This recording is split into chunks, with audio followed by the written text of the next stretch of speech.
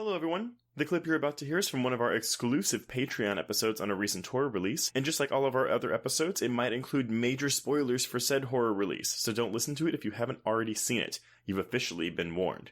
And if you'd like to hear the full episode, just head on over to patreon.com/horrorqueers and subscribe today. Without further ado, here is your exclusive Patreon clip. It's interesting, though. You say that you're not surprised this cost $65 million. I actually am. Outside of what I'm assuming is a pretty hefty salary for Nicolas Cage, I don't think this movie looks particularly expensive. And that's not really a knock or a critique. I just think it looks... Well, maybe it is. Not 65. It looks kind of cheap to me. I don't know.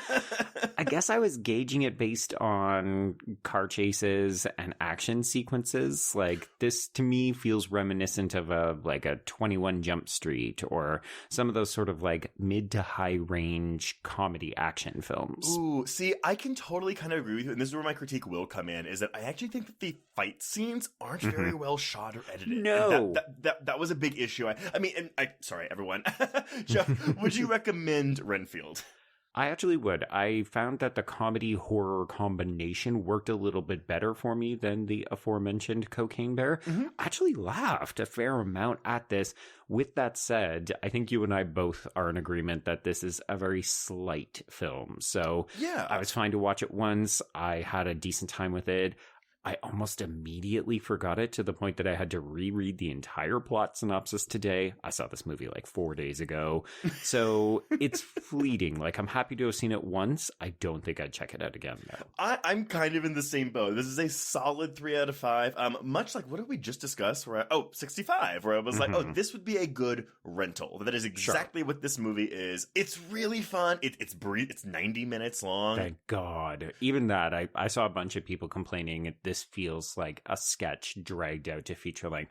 I don't entirely agree, but I do think that they could have maybe aimed a little higher narratively. See, to me, it's almost that the script seems a little overstuffed, and we'll get into like the plot mechanics of it, but it's like everyone, I said Nicolas Cage is starring in this movie. Nicolas Cage is very much supporting actor in this movie, because the actual villains of the film, the co-villains of the film are a mafia family run by Ben Schwartz and Queen Shohreh Aghdashloo, who I really enjoyed getting to watch chew some scenery.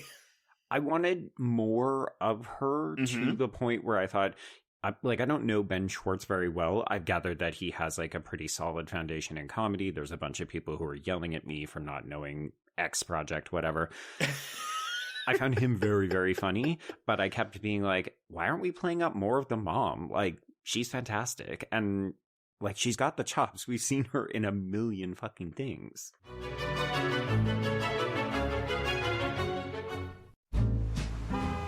Atlas Avenue. A long stretch of road that encompasses everything the city of Kennett Heights has to offer. Neon lights, traffic, crime, the hustle and bustle of everyday life, and the craziest of characters. My office was above it all. My name is James Locke, and I'm a PI. Hello, Mr. J. How the hell you doing today? Good, Edith. Nearly every year I have a new case. New people to meet, new clues to discover, and new problems to solve. But I do it the old-fashioned way. No technology. Nothing post-1950. Hell, I don't even listen to podcasts, but you should.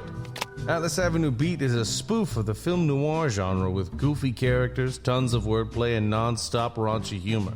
There's also 3 whole seasons out right now with more on the way. Just search for Atlas Avenue Beat wherever you listen to podcasts or visit us online at bloody.fm.